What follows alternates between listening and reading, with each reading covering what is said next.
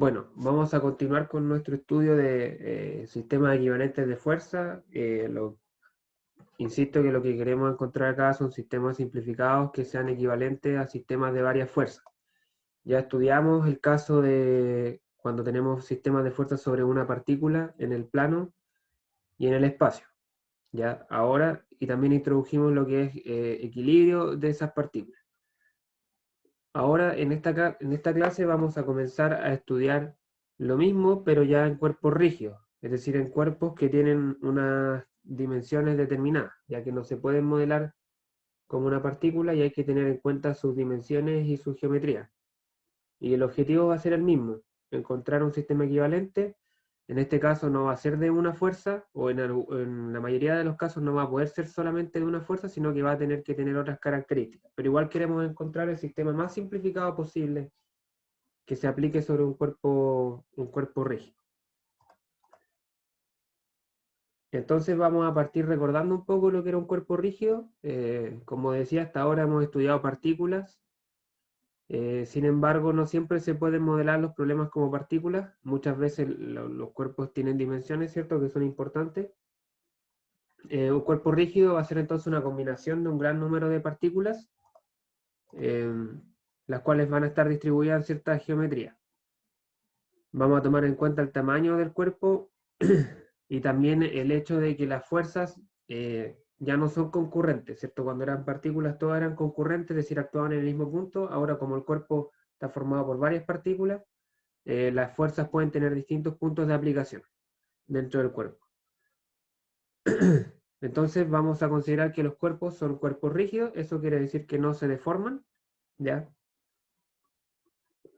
Eso implica que la distancia entre las partículas que forman el cuerpo se mantiene constante, o sea, no van a variar durante el análisis del ejercicio del problema que estemos analizando, ¿ya? Se van a mantener constantes esas distancias entre las partículas del cuerpo, no va a cambiar su forma ni su tamaño. Vamos a estudiar el efecto que tengan las fuerzas ejercidas sobre un cuerpo rígido y buscaremos la forma, como digo, de reemplazar ese sistema de fuerzas por un sistema equivalente que sea más simple. En cuanto a las fuerzas, vamos a hacer la distinción entre dos grandes grupos, eh, fuerzas externas y fuerzas internas. Las fuerzas externas representan, como dice el nombre, la acción externa de cuerpos externos al cuerpo que estamos analizando, ¿ya? Nosotros cuando analizamos un problema de estática, tenemos nuestro marco de referencia, ¿cierto? El cuerpo que estamos analizando, y todo lo demás a él es externo. Ya nosotros definimos qué cuerpo vamos a analizar y todo lo anexo a ese cuerpo va a ser externo. Todas las interacciones que tenga el cuerpo que estamos analizando con los demás cuerpos que no son parte de nuestro problema, van a ser fuerzas externas. Por ejemplo, la fuerza de gravedad, ¿cierto? El peso es una fuerza externa porque lo ejerce la Tierra sobre el cuerpo que estamos analizando. Ya la Tierra deja de ser parte de nuestro sistema. Si el cuerpo que estamos analizando está en contacto con alguna superficie, también va a haber una fuerza normal, etc. Las fuerzas externas son las que causan, ¿cierto?, que el estado de movimiento del cuerpo, son las responsables del estado de movimiento del cuerpo, es decir, son las que causan movimiento del cuerpo o que aseguran su estado de reposo, ya dependiendo ahí si el cuerpo está en equilibrio o no. Pero las fuerzas externas son las encargadas de eso, de predecir o describir y predecir el estado de movimiento del cuerpo. Luego tenemos las fuerzas internas, que son aquellas que mantienen eh, unidas las partículas que conforman el cuerpo rígido. Por ejemplo, si nosotros estamos analizando una estructura que está formada por varios elementos, entre esos elementos se ejercen fuerzas internas, ¿ya? Y mientras nosotros analicemos la estructura como un todo, esas fuerzas van a permanecer dentro del cuerpo. Por ejemplo, nuestro cuerpo bajo estudio es una mesa, ¿cierto? Las fuerzas externas serían el peso, ¿cierto? La normal que hace el piso sobre las patas, digamos, y cualquier otro peso que pueda tener algún objeto que esté sobre la mesa, ¿ya? Esas serían fuerzas externas. Ahora, la mesa está constituida por varias partes, ¿cierto? Tiene un tablón seguramente, tiene las patas, entre las patas y el tablón habrán tornillos que la sujetan, entonces, por ejemplo, en el punto donde hay contacto entre ese tornillo, las patas y la tabla, ahí hay fuerzas, ¿cierto? Porque el cuerpo se mantiene unido en ese punto. Ahí hay fuerzas y esas fuerzas, sin embargo, si nosotros estamos estudiando la mesa como una estructura completa, van a ser fuerzas internas, ¿ya? Esa es la diferencia. Acá tenemos un ejemplo que amplía un poco, ¿cierto?, el que les acabo de dar. Tenemos un camión, ¿cierto? Vamos a considerar las fuerzas que actúan sobre el camión. El camión, ¿cierto?, está siendo arrastrado por un cable que está unido al parachoques delantero. Entonces, las fuerzas externas que actúan sobre el camión, ¿cierto?, van a ser las que se exponen siempre en el diagrama cuerpo libre. Como decía, nosotros definimos qué cuerpo vamos a estudiar y sobre el diagrama cuerpo libre ponemos todas las fuerzas externas a ese cuerpo. Entonces, por ejemplo, en el camión, ¿cierto? Fíjense que estamos considerando el camión como un todo, por lo tanto, de nuestro diagrama de cuerpo libre sacamos, por ejemplo, el cable que está conectado al parachoque y la fuerza que transmite el cable pasa a transmitirse al camión en el punto de contacto. Ya esa sería la primera apreciación que podríamos hacer acá. Teníamos un cable, ya el cable no forma parte de nuestro sistema de estudio, no estamos estudiando solamente el camión, entonces retiramos el cable, ya porque es un elemento externo, y exponemos la fuerza que hace el cable sobre el camión. Lo mismo pasa con la superficie del piso. Ya, el piso no es parte de nuestro sistema de estudio. Entonces lo sacamos del diagrama de cuerpo libre y exponemos las fuerzas que hace el piso sobre el camión, que en este caso son las dos fuerzas normales. Lo mismo con la Tierra. La Tierra no es parte de nuestro sistema, lo sacamos y ¿qué fuerza hace la Tierra sobre el camión? El peso. Entonces tendríamos esas cuatro fuerzas. Dos fuerzas normales, dos fuerzas peso, ¿cierto? La fuerza peso se aplica en el centro de gravedad del camión. Ya vamos a aprender a calcular centro de gravedad más adelante, pero por ahora sepan que todo cuerpo, ¿cierto?, tiene un punto característico que se llama centro de gravedad sobre el cual actúa el peso.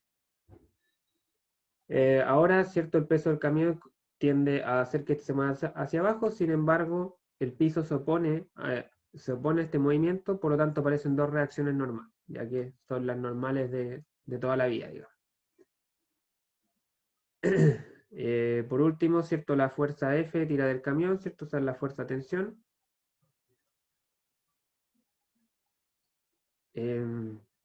Esta fuerza F tiende a hacer que el camión, ¿cierto?, se mueva hacia adelante y en realidad en este caso, ¿cierto?, lo lograría porque no hay ninguna fuerza que se oponga.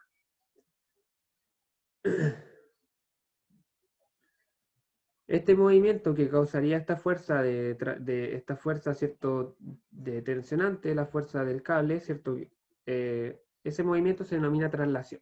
¿Ya? Aquí vamos a ver que existen dos tipos de movimientos. El primero es la traslación, que es cuando un cuerpo se mueve en alguna dirección, manteniendo su orientación fija. ¿Ya? Las fuerzas son las encargadas de impartirle al cuerpo tendencia a la traslación. En este caso, como tenemos una fuerza que actúa hacia la derecha, esa fuerza va a hacer que el cuerpo tienda a moverse hacia la derecha, a que se traslade hacia la derecha. Ahora, otras fuerzas pudiesen ocasionar que el camión experimentara algún tipo de rotación. Ya ese es el segundo tipo de movimiento, que es cuando un cuerpo cambia su orientación, cuando rota, ¿ya? Las fuerzas también son las encargadas, ¿no es cierto?, de impartir movimientos de rotación, pero lo hacen por medio de otra magnitud física que es la del momento, ya que es la que vamos a ver en esta clase. Entonces, podemos concluir que las fuerzas externas lo que generan sobre un cuerpo rígido son tendencias a movimientos traslacionales y rotacionales, o una combinación de ambos, siempre y cuando no tengan una oposición. Ahora, por ejemplo, ¿qué ejemplos serían de fuerzas internas en el camión? Acá en el diagrama cuerpo libre solamente dibujamos las externas, pero hay fuerzas internas que unen las partes del camión. Ya, por ejemplo, en la llanta, ¿cierto? La rueda está unida al eje de transmisión, ¿cierto? Y acá seguramente hay una serie de tuercas, de pernos que mantienen unidas esas partes. Y esas partes que generan esa unión se generan fuerzas internas. Pero son fuerzas internas desde el punto de vista del camión completo. Por eso no van en el diagrama de cuerpo libre. Si yo, por ejemplo, quisiera hacer el diagrama cuerpo libre de la rueda, separar la rueda del camión y hacer el diagrama cuerpo libre solamente de la rueda, esa fuerza interna pasaría a ser una fuerza externa, ¿ya? Porque ahora estoy analizando la rueda por sí sola. Y la rueda estaba en contacto con un perno o con un eje, ese eje ya no forma parte de mi sistema, por lo tanto tengo que exponer la fuerza externa que ese eje genera. Pero vamos a ahondar más en eso cuando veamos análisis de estructura. Por ahora me interesa que tengan clara esa idea.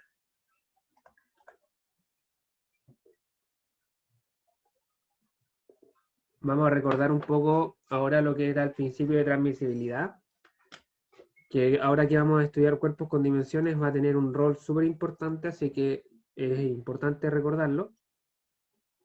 El principio de transmisibilidad lo que establece es que el estado de equilibrio o movimiento, es decir, el hecho de que el cuerpo esté en reposo o esté en movimiento, no se ve afectado si yo alguna fuerza que actúa sobre el cuerpo la reemplazo por una fuerza de igual magnitud, igual dirección e igual sentido, pero que actúa en otro punto del cuerpo siempre y cuando ese otro punto esté en la línea de acción de la fuerza. Por ejemplo, yo en este cuerpo, ¿cierto? Arbitrario que está acá, tengo esta fuerza F que actúa sobre el cuerpo A. Esta fuerza F tiene una magnitud, tiene una dirección y tiene un sentido y va a generar una tendencia a la traslación y probablemente a la rotación también de este cuerpo.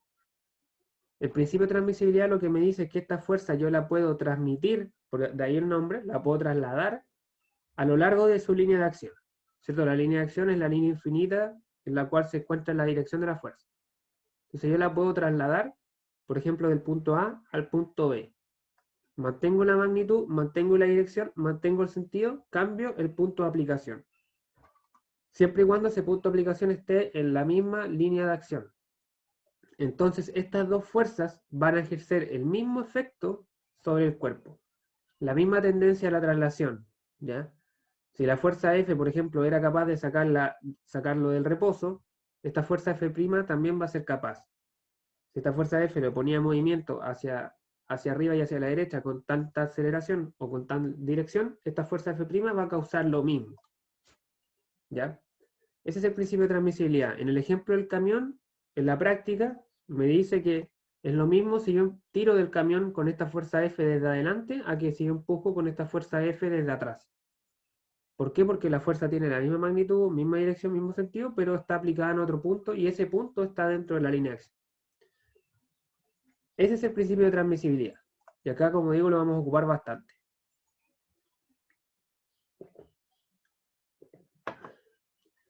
En términos sencillos, el principio de transmisibilidad lo que me permite es trasladar la fuerza en su línea de acción. O sea, yo esta fuerza la puedo mover libremente en su línea de acción, a donde me convenga según los cálculos que yo quiera hacer. Ya lo puedo mover en su línea de acción. Esa es como la aplicabilidad o la práctica que me entrega el principio de transmisibilidad. Ya. Ahora, nosotros queremos calcular cierta magnitud física que se ejerce sobre los cuerpos, que es el momento de una fuerza. Para eso tenemos que tener claro esta herramienta algebraica, que es el producto vectorial, que ustedes ya la conocen, pero la vamos a repasar acá muy rápidamente para poder calcular, como les digo, el momento de una fuerza. Entonces tenemos el producto vectorial de dos vectores P y Q, ¿cierto? Que se define por este operador cruz, ¿cierto?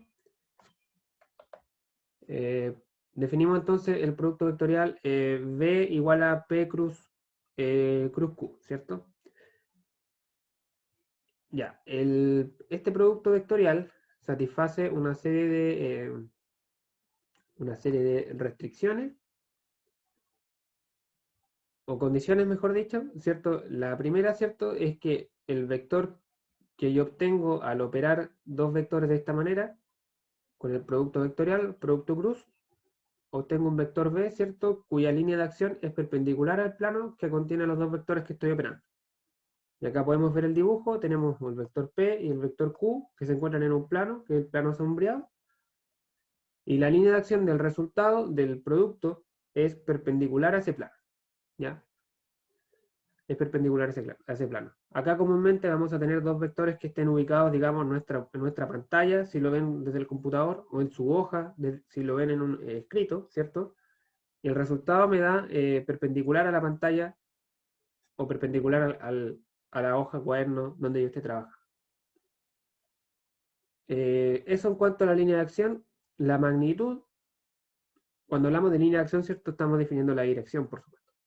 La magnitud, por otro lado, es igual al producto de las magnitudes de los dos vectores que estoy operando por el seno del ángulo que se forma entre ellos. ¿Ya? Entonces, este sería el resultado en cuanto a magnitud. Módulo de P, módulo de Q y seno del ángulo más pequeño que forman entre ellos, ¿cierto? El que es menor a 180. Este angulito que está acá en el dibujo.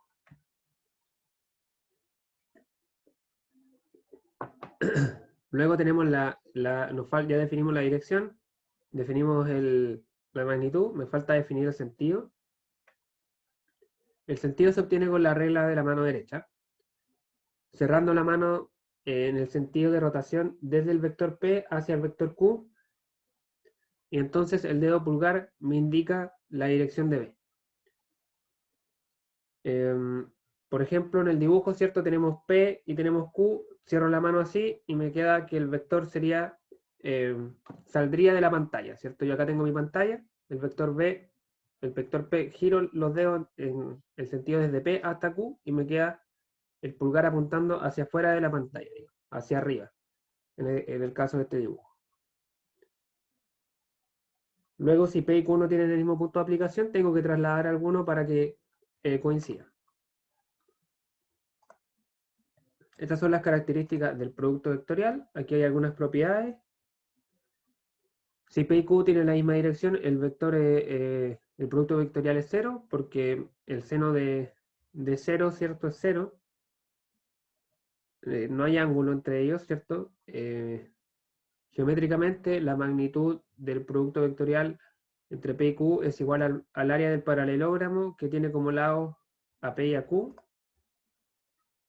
¿A qué me refiero con esto? Es que geométricamente el valor de B, ¿cierto?, es igual al área del paralelogramo que yo formaría con estos vectores, al área de ese paralelogramo que está ahí en rojo.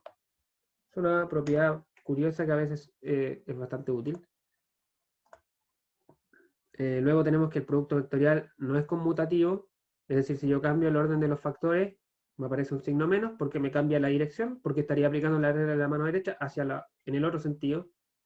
Entonces me mantiene la magnitud y la dirección de la fuerza, pero me cambia el sentido. Luego el producto vectorial es distributivo, que esta propiedad que está acá me permite distribuirlo. Es distributivo respecto a la suma y también no es asociativo. O sea, si yo tengo tres vectores y quiero calcular el producto vectorial consecutivo de ellos tres, tengo que tener ojo en el orden correcto de aplicación, porque si cambio ese orden, ya el resultado no me da lo mismo.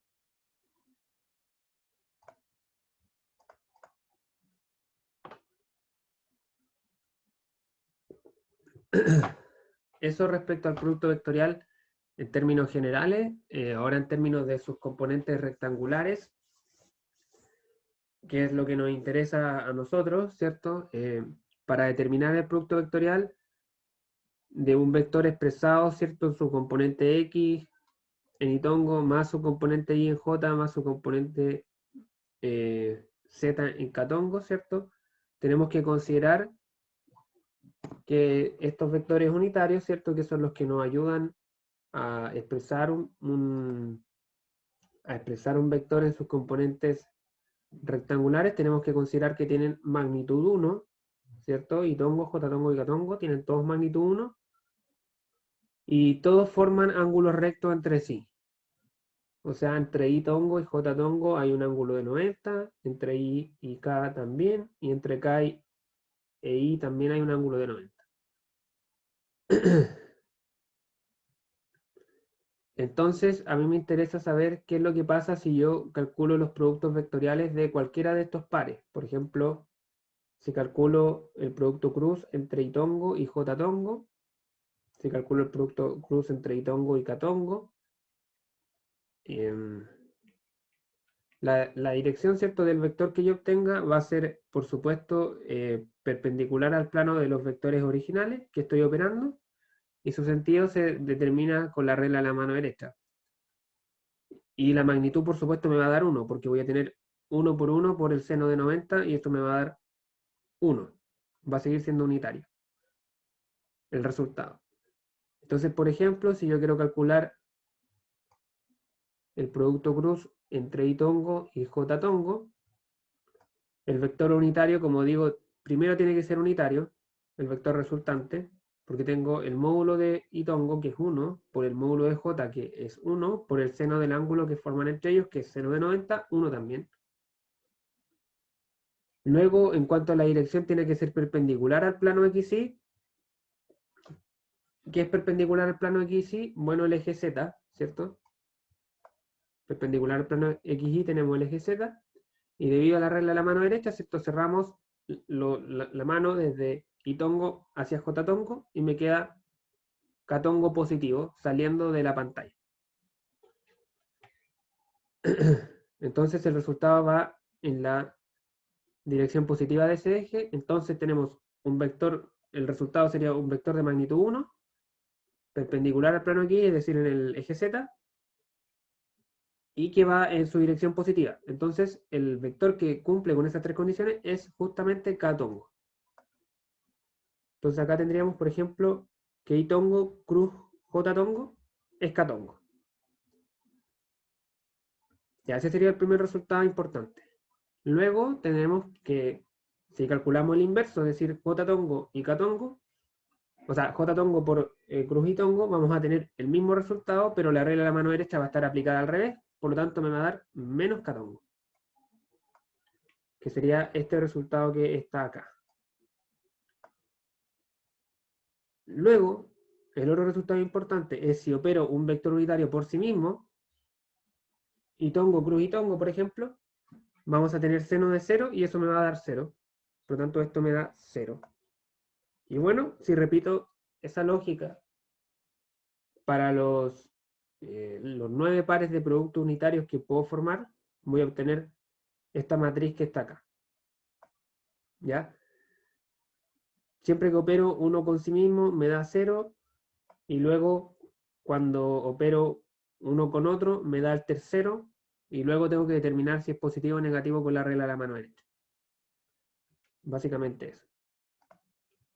Esto es importante porque me permite calcular el producto cruz entre dos vectores expresados con sus componentes.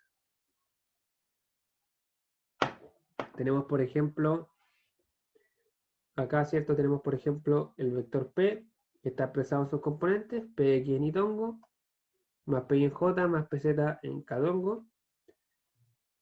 Idem con el vector Q, expresado en sus componentes. Luego, ¿cierto? Si utilizamos la propiedad distributiva del producto cruz, vamos a tener que ir operando uno con uno hasta obtener este resultado de acá abajo. ¿Ya? Por ejemplo, tenemos Px en I tongo, lo tengo que distribuir en estos tres. Cuando multiplique por este me va a dar 0. Y tongo, luego por J tongo, me da K tongo, me va a quedar Px por Qi, que es este factor de acá. Luego Px con, o sea, I tongo con K tongo me da J tongo negativo. Obtengo este resultado de acá. Y así opero todas las combinaciones posibles, ¿cierto? Las 9 combinaciones, 3 de ellas me va a dar 0, y luego agrupo en I tongo y J tongo y me queda esta expresión que está acá. esta expresión que está acá, que me permite, ¿cierto?, expresar las componentes rectangulares del producto vectorial, del resultado, de las componentes de Bx, Bi y Bz, que son estas tres de acá. Y bueno, ustedes conocen este desarrollo, ¿cierto? Esta condición que está acá es propia de un determinante.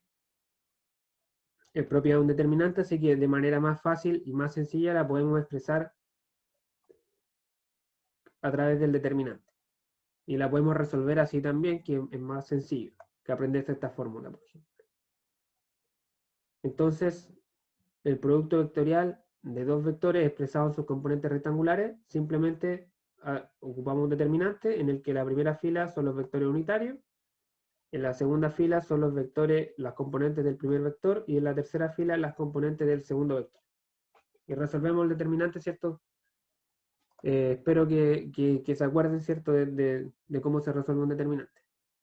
¿Ya? Que no es nada complicado, sino que simplemente hay que recordar el orden en el que se va operando.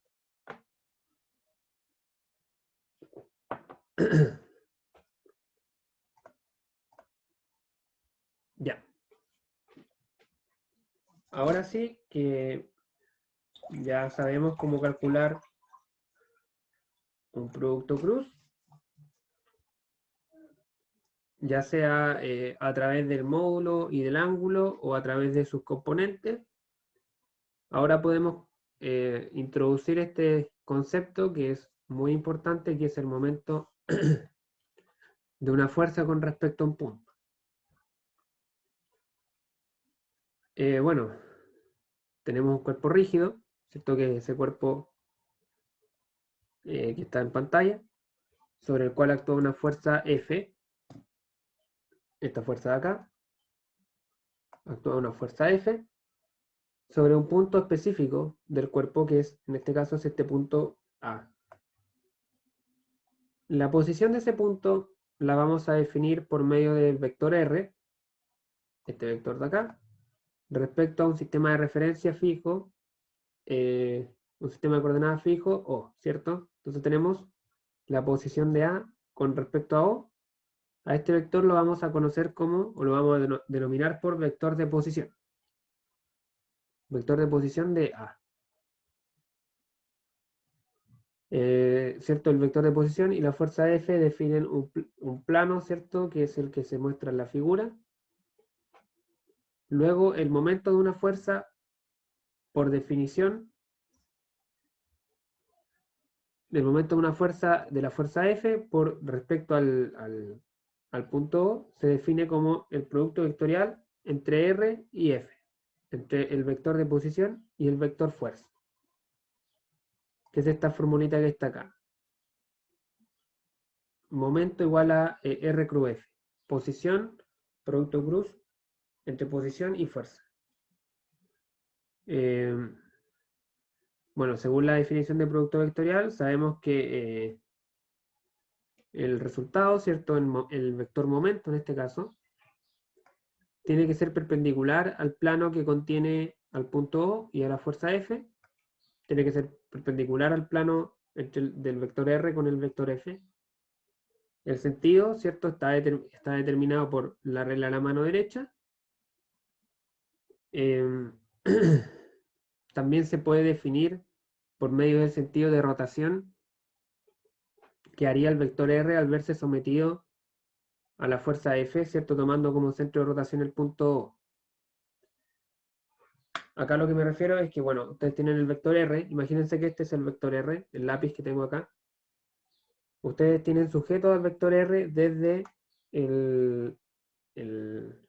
desde el punto O, desde el origen del sistema, y están aplicando una fuerza F aquí que va hacia arriba. Entonces, el sentido de rotación, ¿cierto? En este caso es antihorario. ¿Ya? Y por la regla de la mano derecha, antihorario me da positivo saliendo de la pantalla.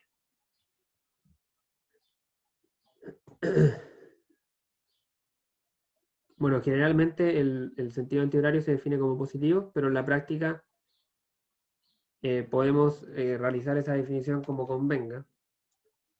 Ya vamos a ver a qué me refiero con eso. Ahora lo que me interesa, ¿cierto?, es que sepan identificar en qué sentido se genera la rotación. Como decía, tienen que imaginarse que tienen sujeto el vector R desde el punto O. Si aplico la fuerza así, tengo un movimiento antihorario, que es el primer ejemplo que se ve en pantalla. Este de acá. Luego, si aplicara la fuerza hacia el otro lado, tendría un movimiento horario del vector, que es el segundo ejemplo que está acá. Ya, entonces tenemos momentos en sentidos horarios y antihorarios.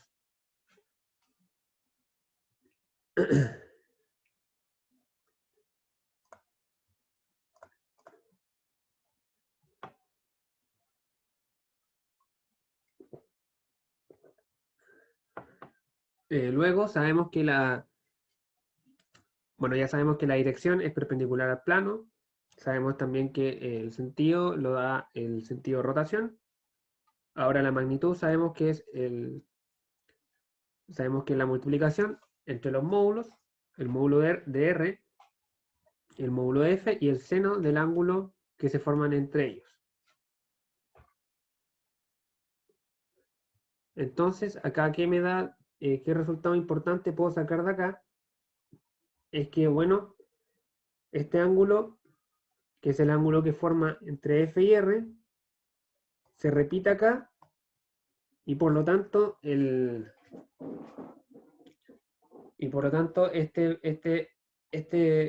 por trigonometría R seno de F, o sea, R seno de teta, es igual a esta distancia D. A esta distancia D. R seno de teta lo reemplazo por esa distancia D. Y esa distancia D es la distancia más corta que existe entre el punto de referencia, el punto O, que es el punto donde yo estoy calculando el momento, y la línea de acción de la fuerza. Es la distancia más corta, es la distancia perpendicular. Entonces podemos definir que un momento provocado por una fuerza respecto a un punto es igual a la magnitud de la fuerza multiplicado por la distancia perpendicular desde el punto donde estoy calculando el momento hasta la línea de acción de la fuerza. Ya, esto es importante acá porque lo vamos a ocupar. La magnitud del momento, ¿cierto? Mide la tendencia a hacer rotar el cuerpo rígido a través de un eje fijo dirigido a lo largo del vector momento. Acá era lo que hablábamos al principio. Una fuerza que actúa sobre un cuerpo rígido ejerce dos tendencias. La primera es la tendencia a la traslación. La tendencia a la traslación está dada por el módulo de la fuerza, ¿ya? ¿Qué tanto tiende una fuerza a mover un cuerpo? Eso está dado por el módulo de la fuerza. Si una fuerza vale 500 newton, esa es la cantidad de tendencia a la traslación que va a ejercer. Por otro lado, la tendencia a la rotación también es capaz una fuerza de ejercer una tendencia a la rotación, pero la magnitud de esa tendencia está dada por la magnitud del momento, ¿ya? Por la magnitud del momento. El momento en sistema internacional de unidades, ¿cierto? Se expresa en unidad de fuerza por unidad de distancia, que en este caso es newton metro, ¿cierto? Tenemos fuerza por distancia, o distancia por fuerza, como se quiera. En el sistema inglés vamos a tener libras por pies o libras por pulgada, ¿ya? Fuerza por distancia. Ya, ahora podemos observar, ¿cierto? Que el momento, el vector momento, su magnitud, depende, ¿cierto? De la magnitud, la línea de acción y el sentido de la fuerza. Más no depende de dónde está aplicada, ¿ya? No depende en qué punto esté aplicada a lo largo de su línea de acción. ¿A qué me refiero con esto? Es que si esta fuerza F yo la tuviese aplicada, por ejemplo, acá, el momento valdría lo mismo. Porque igual tengo que multiplicar, para obtener el valor, tengo que multiplicar la magnitud de la fuerza por la distancia perpendicular a la línea de acción. Y la distancia perpendicular a la línea de acción no va a cambiar si yo muevo la línea de acción de la fuerza, o sea, si yo muevo la fuerza a lo largo de su línea de acción, que es el principio de transmisibilidad, básicamente. Esa es la definición de momento la definición más básica en el plano, digamos. Ya vamos a ver cómo se define en componentes rectangulares. Me interesa saber si hasta acá alguien tiene alguna duda. Ya vamos a ver un ejemplo que espero que ayude a clarificar. Pero si alguien tiene alguna duda de la teoría hasta acá, lo escucho.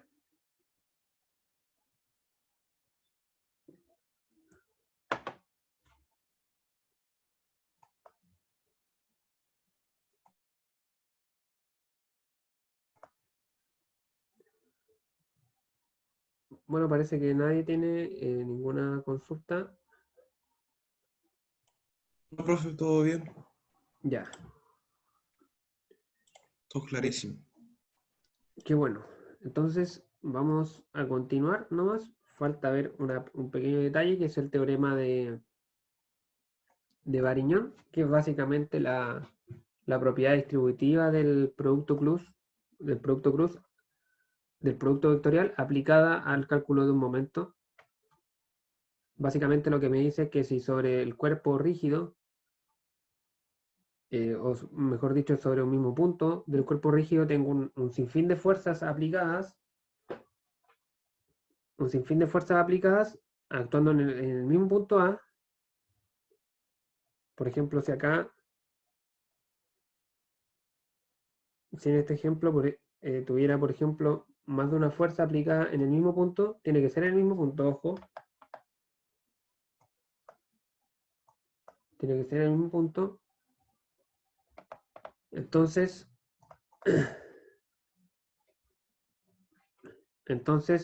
yo puedo aplicar la propiedad distributiva. Voy a tener el vector R, producto cruz con todas las fuerzas que actúan en ese punto por la sumatoria de esas fuerzas, y luego puedo aplicar la propiedad distributiva para, valga la redundancia, distribuir ese cálculo vectorial. Entonces, al final me es equivalente calcular el momento de la fuerza resultante en el punto, de la fuerza neta, la suma, o calcular el producto o el momento de cada fuerza y luego sumar. Eso es lo que me dice el teorema de Varignón.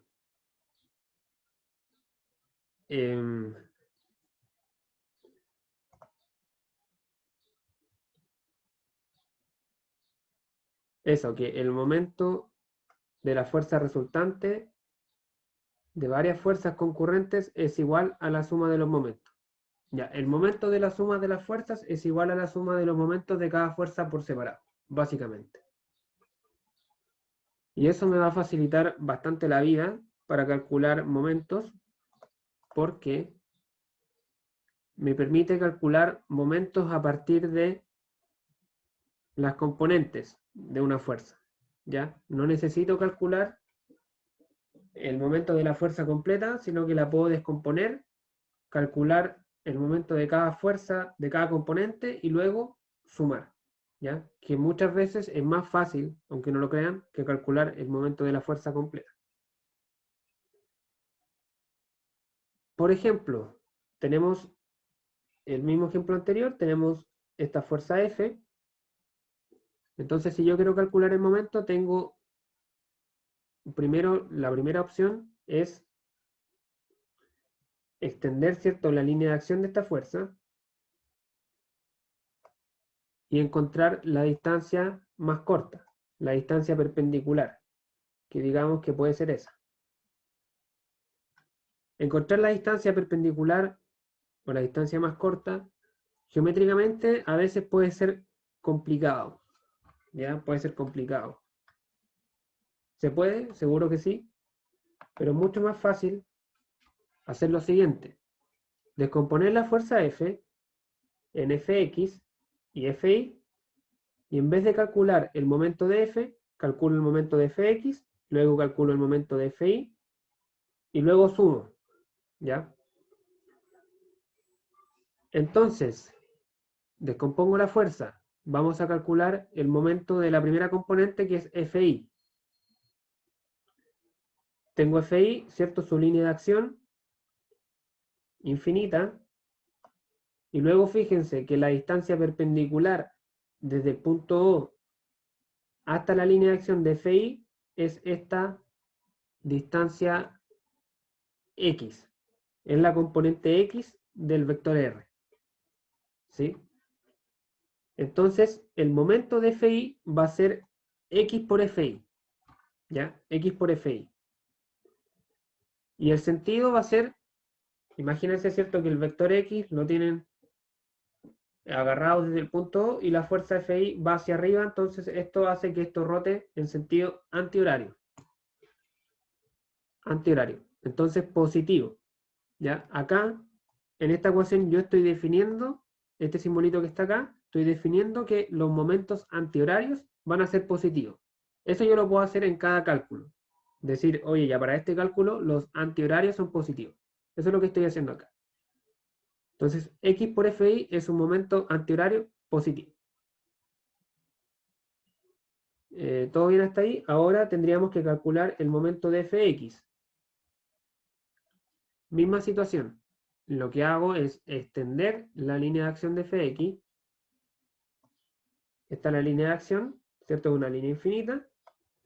Y luego necesito multiplicar Fx por la distancia perpendicular desde el punto de referencia hasta la línea de acción, que es esta distancia de acá. Y esa distancia coincide con la componente y del vector posición. Entonces tengo y por Fx, que es este resultado, este factor que está acá. Y es negativo porque el sentido de rotación ahora es horario. ¿Sí? Tengo el vector y, imagínense que está así, y tengo la fuerza Fx que tira hacia acá. Entonces me da una rotación horaria.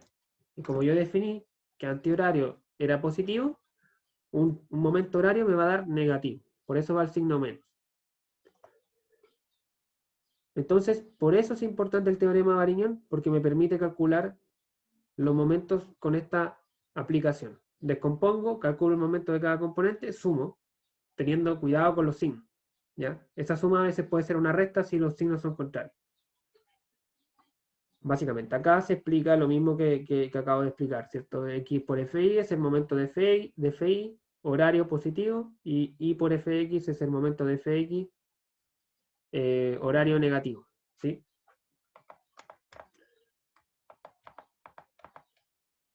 Vamos a ver un ejemplo,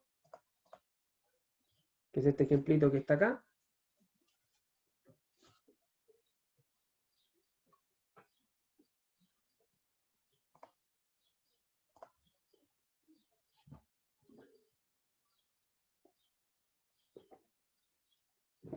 Tenemos, ¿cierto?, este elemento mecánico, que es como una barra, ¿cierto?, que forma un ángulo recto. Y bueno, la barra está fija en el punto B, en este punto de acá, está fija. Y luego en el punto A le aplico una fuerza de 600 newton, 800 newton, con un ángulo de 60 grados, y quiero calcular el momento de esa fuerza respecto al punto B. Entonces, para calcular el momento, tengo tres alternativas, básicamente. La primera sería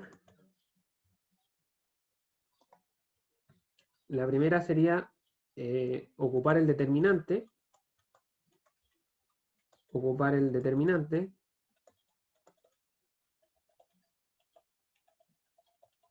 ¿Cierto? Tendría que definir tanto la fuerza en sus componentes, o sea, decir, esta fuerza vale tanto en y tongo, tanto en J y tanto en K. Bueno, en este caso no hay componente en K, pero definirla en sus componentes. También definir el vector posición. El vector posición, ¿cierto? Es el vector que va siempre desde el punto donde yo estoy calculando el momento, que en este caso es el punto B, hacia cualquier punto en la línea de acción de la fuerza. En este caso, el único punto que conozco de la línea de acción es el punto A. Entonces, este sería el vector R. Ese sería el vector R. Entonces, yo podría definir esos dos vectores en términos de sus componentes y calcular el determinante. Y así obtendría el momento. La segunda opción es encontrar la distancia perpendicular. La distancia perpendicular. ¿Ya? Yo tengo la línea de acción de la fuerza.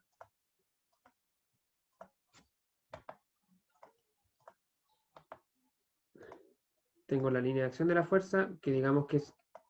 Bueno, no me quedó muy bien. Disculpen. Tengo la línea de acción de la fuerza y desde el punto B habrá una distancia perpendicular, que no necesariamente es el vector R. Aquí pareciera que son perpendiculares, pero no sé, la distancia perpendicular puede ser esta, por ejemplo. Está en algún punto que desconozco. Por ejemplo, pudiese ser esa. Esa pudiese ser la distancia perpendicular. La distancia D. Y luego calculo el momento, ¿cierto? F por D. La tercera opción, y que es la que yo les recomiendo, es descomponer la fuerza. Descomponer la fuerza y aplicar el teorema.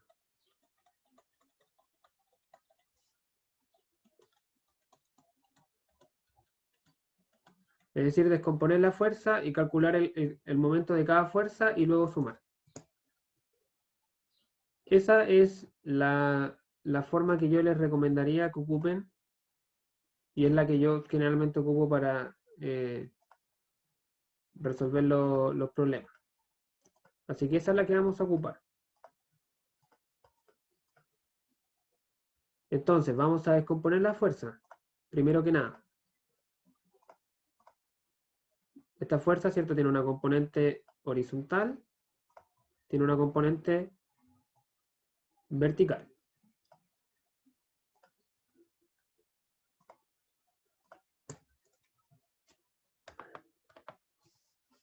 Tendríamos, ¿cierto? Una componente Fx y una componente Fi.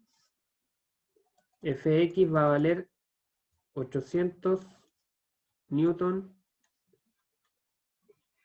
por el coseno de 60 grados.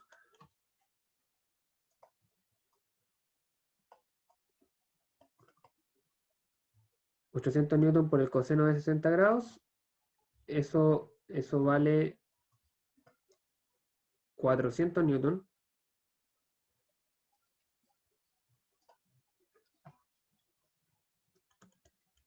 400 newton. Luego lo mismo con Fi. Tenemos 800 newton por el seno de 60 grados. Y eso vale 693 newton. Y luego calculo el momento de cada fuerza.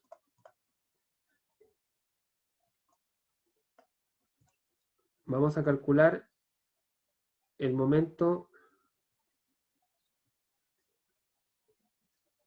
Vamos a calcular el momento.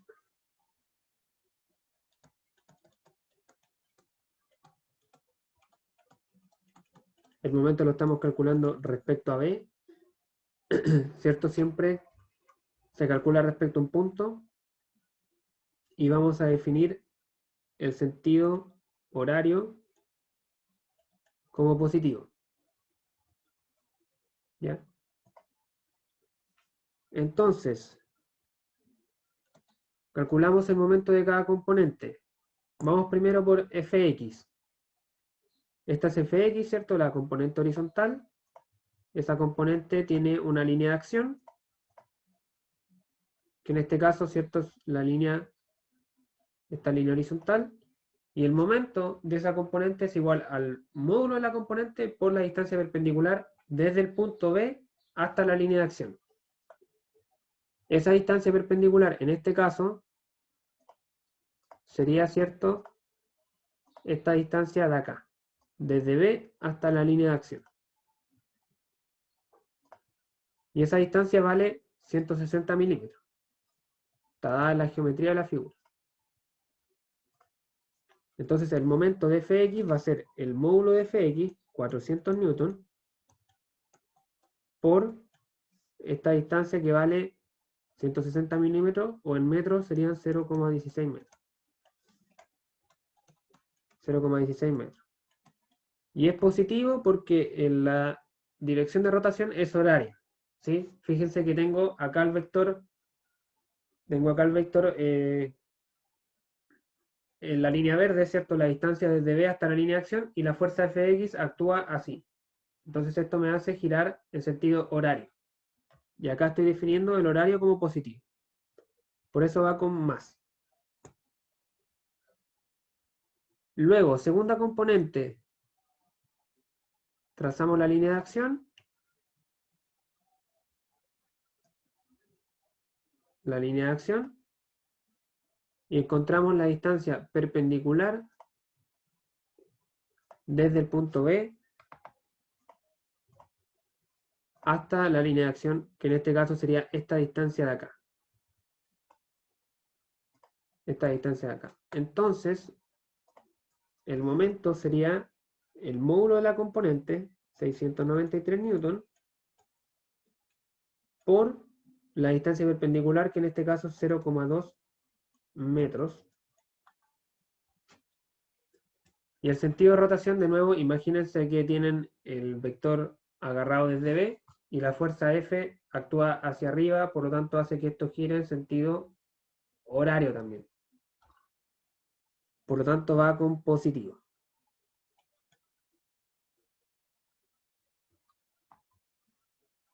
Luego hago las cuentas, ¿cierto?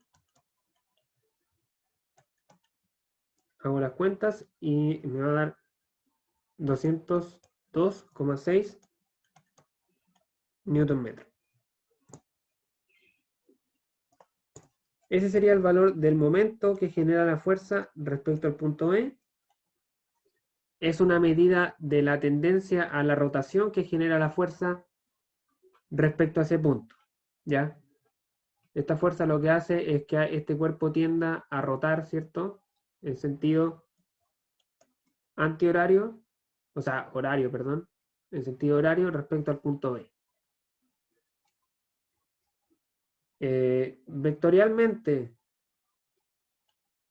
Vectorialmente, este momento, ¿cierto? Sabemos que está dirigido,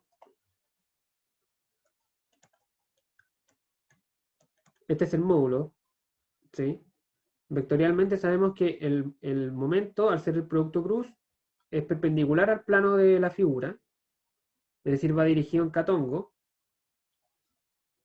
Sería 202,6 newton metro en catongo. Y luego me falta ver si es positivo o negativo.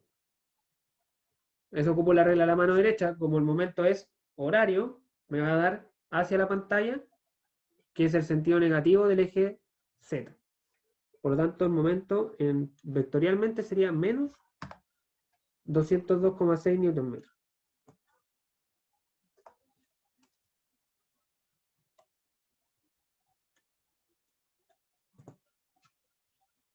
¿Dudas, consultas con este ejercicio, chicos? Yo sé que a veces cuesta un poco el tema de los sentidos,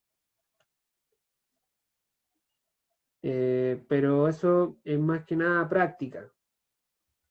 Yo puedo definir qué sentido es positivo en cada cálculo y luego aplicar los signos respecto a eso. Como les decía, hay varias formas de calcular el momento, pero yo siempre opto por esta porque encontrar la distancia perpendicular es difícil, o puede ser difícil. Y bueno, cuando descompongo la fuerza, la gracia es que las distancias perpendiculares siempre son paralelas a los ejes X e Y, básicamente. Como tengo una componente en X, la distancia va a ser perpendicular, va a ser la componente Y. Y de la componente Y va a ser la componente X, entonces son fáciles de encontrar. Profe, ¿Sí? pero entonces no se utiliza en sí el vector R, ¿no? o intrínsecamente igual se está utilizando? Claro, Porque, ¿cómo lo podríamos definir vectorialmente? Es que yo lo había puesto como menos 200 ya, milímetros, porque como iba hacia A. ujú, sí, está bien, te entiendo, mira. Eh, fíjate que el vector R, como dices tú, ¿cierto? Es el vector que va desde B hasta A, este vector que está acá. Entonces, el vector Ajá, R sería menos 200 milímetros, ¿cierto? Porque negativo porque voy hacia la izquierda, claro. en Itongo, más 160 milímetros en J. Entonces, fíjate que intrínsecamente estamos ocupando este vector. Lo estamos ocupando porque este menos 200 milímetros está acá. Está acá. Y este 160 milímetros está acá. Entonces, si yo calculara el determinante, ¿cierto? Me queda F cruz R, o sea, R cruz F, y se multiplican cruzados. No sé si lo logras visualizar. Ah, y de esa forma me cambia el signo. Por eso es que queda después positivo ya en Claro, 0,2 metros. lo que pasa es que cuando uno ocupa el Ajá. determinante siempre te va a arrojar positivos los momentos antihorarios. Entonces, Sí, si tú ocupas el com- determinante, te va a dar este mismo resultado, pero te va a dar este signo automático. ya. Mira, hagámoslo si quieres. Pues tenemos el momento, sería R cruz F, sería el determinante, y J y K. En I, ¿cierto? Tenemos menos 0,2 metros, en J tenemos 0,16 metros, acá tenemos 0, Cero. y la fuerza son 400 newton en Itongo, positivo, ¿cierto? Porque va hacia la derecha, Ujú. 400 newton y 693 newton positivos porque va hacia arriba, y acá 0. Entonces, el determinante, bueno, la única fila que me va a quedar, ¿cierto? Va a ser la de K, va a ser la de K, va a ser la de K, K por, ¿cierto? 0, menos 0,2 metros por 693, y luego, por definición, el determinante tiene un menos acá, menos Sí, 0,16 por 400. Y eso me va a dar el mismo resultado que me dio acá, pero con signo menos, menos 202,6 newton metro. Por eso sale este signo menos, el determinante te entrega automático un signo menos cuando es antihorario. O sea, vale, cuando vale, es vale. horario, perdón, cuando es horario. Cuando es horario. Horario, sí. Si Sí. el, si el- si el determinante te da positivo, es antihorario. Si te da negativo, es horario. Y eso es congruente con el resultado que obtuvimos acá, que obtuvimos horario positivo. Eso, Ya, profe. Gracias. Tengo una duda. ¿sí? Cuando calculó la componente, antes de hacer el producto cruz, Ujú. el signo, ¿por qué es negativo si antes habíamos dicho que en ese sentido era positivo? ¿Cuál? ¿El menos 200? Sí, el momento de B. Eh, este signo, ese, ¿o no? ¿O estás preguntando No, por este? el que está como con un cuadradito en el negro. No lo pillo. El resultado en K. Este. Ese, Ah, ese. ya. Porque, a ver, acá nos dio positivo porque nosotros estamos diciendo horario positivo, ¿ya? Y el momento es horario. Pero luego, cuando yo lo transformo, esa es la magnitud nomás, ya la magnitud, cuando yo lo transformo a vector, tengo que aplicar la regla de la mano derecha. Entonces tengo horario, fíjate, si cierro los dedos de mi mano en el sentido horario, el pulgar va a apuntar hacia la pantalla. Y en los ejes, que serían X, Y y Z, hacia la pantalla es hacia atrás. Es hacia atrás. Entonces va en la dirección de menos K. Es por eso. Por la regla de la mano derecha. O sea que si hubiéramos definido que inmediatamente que horario era negativo, ¿nos hubiera dado el tiro el signo? Correcto. Si hubiéramos definido antihorario positivo, acá habría un menos, acá habría otro menos, y acá me hubiera dado menos al tiro. Y luego el análisis de la regla de la mano derecha es el mismo. Ya, profe, ahí sí, gracias. Ya. ¿Alguien más tiene alguna duda? Miren, en general, cuando trabajamos con problemas en el plano, que son los primeros que vamos a analizar, cuando trabajamos con problemas en el plano, no es necesario hacer esto, o sea, calcular el vector. Me interesa la magnitud y me interesa tener claro si esa magnitud es horaria o antihoraria. Entonces, mientras ustedes tengan claro que este 202,6 es en sentido horario, no hay problema. Y por eso en cada cálculo ustedes pueden hacer esta definición. Pero si trabajan con el determinante siempre le va a entregar positivos los antihorarios. Por eso es que este resultado, que era horario, lo entregó negativo, el determinante. Así que, eso chicos, eso es todo por hoy. No sé si alguien más tiene alguna duda. Acá está el problema, está desarrollado igual en la diapo, por si lo quieren revisar. Pero eso hasta hoy día vimos lo que es cálculos de momento en el plano. Ahora la próxima clase vamos a ver cómo calcularlos en el espacio, que ahí sí vamos a estar obligados a ocupar el determinante. Así que eso chicos, si nadie más tiene alguna duda, por mi parte yo me despido y los espero el día miércoles en el mismo horario.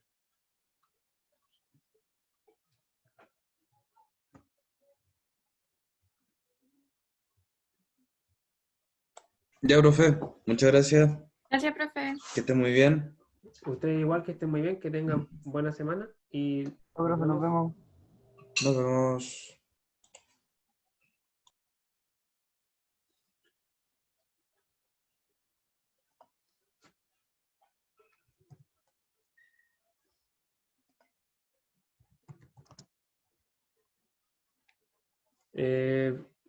por acá estoy recibiendo un mensaje de que da error el link del campus virtual. ¿Eso cuándo lo probaste? Porque a veces prueba el link mientras lo estoy subiendo y ahí arroja error, pero ahora debería funcionarte. No sé si puedes ver ahora si te funciona. Ya, profe, voy a intentar. Lo vi cuando quería entrar a la clase. Ya. Ah, pero ¿y entonces cómo entraste acá por el link que mandé por correo? Sí, por el link de correo. Ah, ya, voy a revisar, quizás lo pegué mal, pero voy a ver. Pero bueno, si tienes el link de correo, puedo ocupar ese, no hay problema. Vale, profe. Chao. Chao, chao.